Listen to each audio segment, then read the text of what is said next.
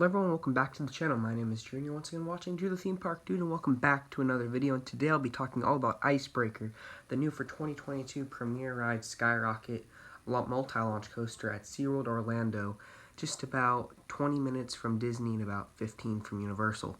So SeaWorld Orlando is run by SeaWorld Entertainment, which is a theme park chain that owns Busch Gardens Tampa, Busch Gardens Williamsburg, SeaWorld San Diego, SeaWorld San Antonio, and a few Sesame places around the country. SeaWorld Orlando is definitely, though, the park's flagship park, and they are definitely investing a lot into this park, especially over the next few years. And one of them was the supposedly going to be new for 2020 coaster, but then got pushed a year and then got pushed another year to 2022, just like all the other coasters in the chain, like Iron Gwazi, which is just opening in March. Icebreaker opened on February 18th of 2022, and I was there on the day it opened.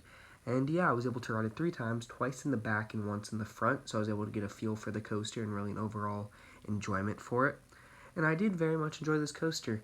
At times it does feel a bit rough, especially in your shins if you're taller, because the restraints, the way it works is it just takes every bit of room and just gets tighter and tighter and tighter. So if you shift up during an airtime moment, the restraints will lock you in that position.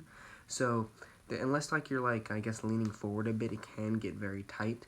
So that is just one thing to look out for if you're a taller person, or if you're just a very short person. Just the comfort collars will become an issue, and that is why just recently the height was changed from 48 inches to 54 inches, making it have a higher height requirement than both Iron Gwazi and Velocicoaster, which this coaster has been advertised as a family coaster, so that just kind of puts it where it's at, which makes this coaster no longer a family coaster until they can get this issue sorted out, which Universal has promised they will be trying to do.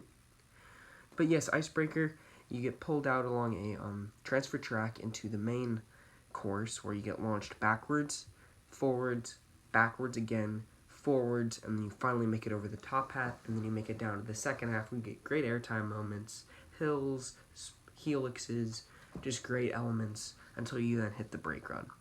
This coaster, I didn't really think much of it because, I don't know, Iron Gwazi kind of overshadowed it, and I already knew Mako being the best coaster in the park. I didn't really think that this could beat that, and it didn't.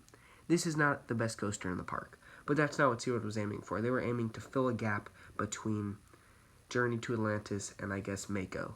So, and this does fill that gap intensity-wise, but now height requirement-wise, it's the same as Mako. So, do I think, though, that SeaWorld will adjust the height requirement in the future?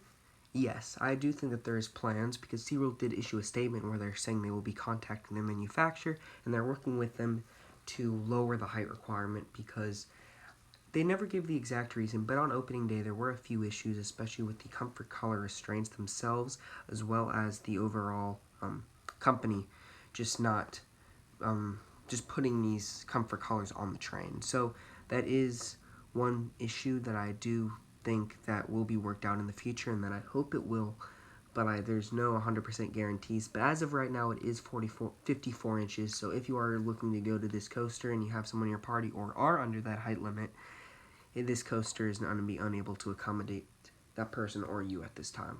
So that is one thing that I really hope SeaWorld will get issued, because this was advertised as the family coaster at the park.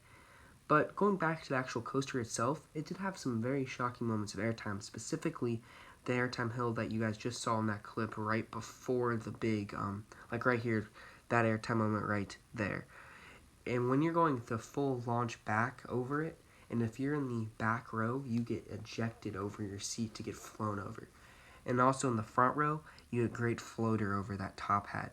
So it does have some great, surprisingly shocking, intense elements on it, but it is a great coaster, and intensity-wise, I think it's a great family coaster, but restraint-wise, the comfort collars, due to the kid's height or being lined up with the collar, it will slap them in the face, and that's what people were complaining about, so I'm guessing that's the reason, but we'll never know for sure. But overall, Icebreaker is a solid addition, a great fit for SeaWorld Orlando. They needed something like this to fill the gap, and I do hope they can get that issue settled where it will officially be able to fill the gap between smaller and taller people. So, yeah, overall, great coaster at the park. I really hope SeaWorld can fix those few issues I mentioned, but overall, a great, solid coaster at SeaWorld Orlando. Where would I rank this in between all the other coasters? I do think it's better than Atlantis and Grover. On some days, It will probably even be better than Manta. I do think, though, Mako and Kraken are still the top two at the park, just my personal opinion. But overall, great ride, and I'm excited to see where it goes. So thank you all for watching this video. Please remember to leave a massive like and subscribe to the channel if you're new with notifications on so you won't miss a brand new video. If you're watching us on time of release, a bunch of cruise vlogs are about to release over the next few days, so stay on the lookout. Thank you all for watching and have a great rest of your day, everyone. See ya!